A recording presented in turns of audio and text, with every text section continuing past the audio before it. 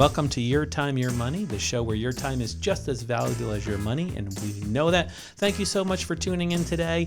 Today's topic's titled Smart Choices for Young People. What I'm referring to is those first-time savers that are maybe just getting out of college, could even be high school, have a working job, have the ability to earn money with really low expenses.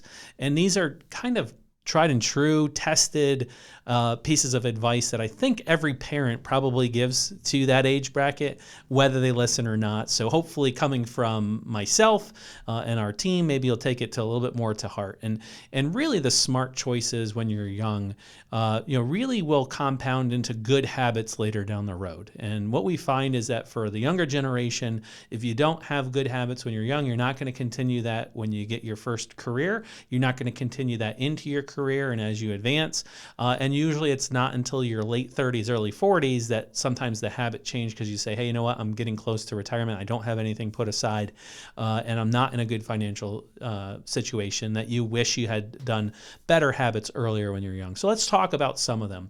The first and most common thing that any young person goes through is that purchase of that first vehicle or that new vehicle, right? And there's this euphoria, there's this freedom of, hey, I got my license, I can leave the house without my parents, I can go and visit my friends and go out and travel and stuff like that. And unfortunately, a lot of times younger people get sucked into or gravitated towards these commercials where, hey, you can buy a brand new car. It's only $200, $300 a month. You can lease, you can finance, and everything seems to a young person like, hey, I need to get a brand new car.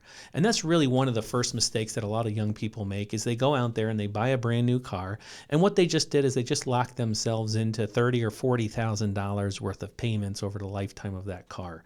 One of the common mistakes that people make is they don't go onto that used lot. They don't go on to things like Craigslist and other services that are available and just look for a good quality car that has fairly low miles on it, and really get something that's more in line with what their budget is. Even today, a couple $1,000s can get you a car that's going to last you a couple years. And that's really the first mistake that I see people make, because once they get used to a new car, then they're always going after the new car. And you have a certain set of younger people that view it as a status symbol, and it ends up being you go into the dealer to get a new car, and I'm going to get a base model. Then all of a sudden you're showed the one with the turbo, you're showed the one with the fancy, graphics package or whatever it might be, and then all of a sudden you're now $500 a month on a car payment. And for a younger person who might only be making $10,000 or $15,000 for the year, they're saying, hey, I can afford this. The problem is, yes, you can afford that, but it's a bad habit that doesn't allow you to set yourself up for, getting things that you desire later in life. And this is a whole idea of delayed gratification. Another thing that I would recommend for the younger generation is if you're going to go into college with a set time frame that you want to be there. Meaning, don't be there just to be there because somebody told you to go into college. Go there to get the education and get out. The worst you can do is to change majors 3 or 4 times and sit in college for an extra year or two and build up student loans of $100,000 or $200,000 or $300,000 while you're trying to figure life out. So something I would recommend to a younger person, and even parents out there, is perhaps if you don't know exactly what you want to do, that you go and get your associate's degree through maybe a local community college or something where the costs and fees are going to be drastically different while you're trying to figure life out, while you're trying to figure out what it is that you want to do. Most colleges are going to accept an associate's degree, and they'll eliminate a lot of the basic courses that the colleges may require you to take when you go to get your bachelor's degree or further education. So don't fall victim to jumping to a 4-year school and spending 5 years there because you're trying to figure life out. Once you do that, then you're behind the 8 ball, and the student loans will quickly add up, especially if you piggyback that with the first thing that I said, which is buying a new car, which you feel you might need when you go to college. So you can see how this trend keeps dominoing and putting you in a better financial position moving forward.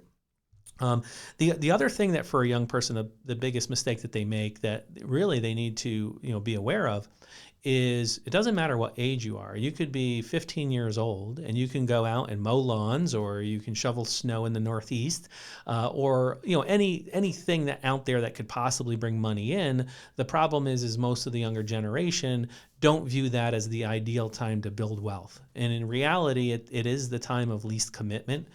You're not married at that point. You usually don't have a mortgage. You usually don't have high monthly expenses. And that's the time when you want to be putting away as much as humanly possible to build up that savings, emergency, and wealth early on.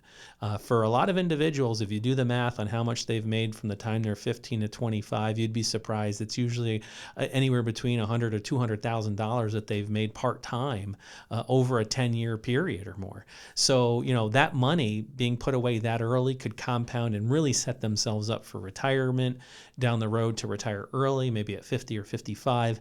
So once again, as a young person, when you don't have bills, which is when you're at home with mom and dad, that's the best time to be stocking away as much money as you humanly can. And that's how you really need to view it, is to set yourself up for a better life later down the road.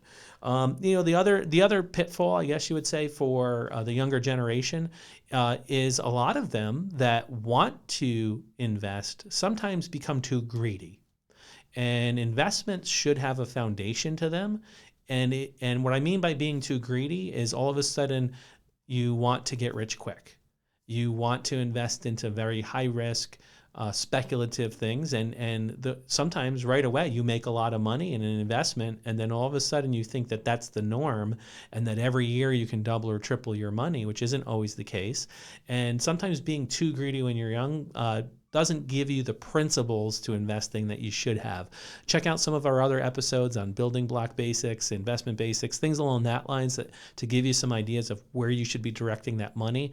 But remember, you don't necessarily need to be too greedy when you're young. You just need to create good habits of savings and living inside your means. And then one of the other things that I want to focus on for the younger generation, and that's seeking professional advice and guidance within investing. There's nothing wrong with a younger person of getting a financial advisor on your side, educating yourself, subscribing to different podcast series, reading books on finance and investment. But you do want somebody to help you to be the conductor and show you different ways to save money on taxes, to build wealth, different ways to create income early on in retirement, and then also to bounce ideas back and forth for when other opportunities come up, whether it's the purchase of your first home, maybe it's a rental property, maybe it's getting into business for yourself and needing to navigate the world of a CPA and attorney and the different things that are available there. So, as a young person, you have a lot going for you with time and being able to build wealth, and there should be no reason why somebody in their, late teen years, early 20s shouldn't be able to make a lot of proper investments and become very wealthy. But the pitfalls are usually ones that most younger people fall into. So as always, it's your time, your money. Thank you so much for tuning in today. If you'd like to find out some more information or have more questions on today's topics, you can reach out to us at 43 British American Boulevard in Latham, New York, 12110. You can reach us at 844-444-YTYM for your time, your money. As always, feel free to share this episode with others that might find it valuable. Get them to subscribe so that they can get the timely feed that we do. And as always, it's your time and your money.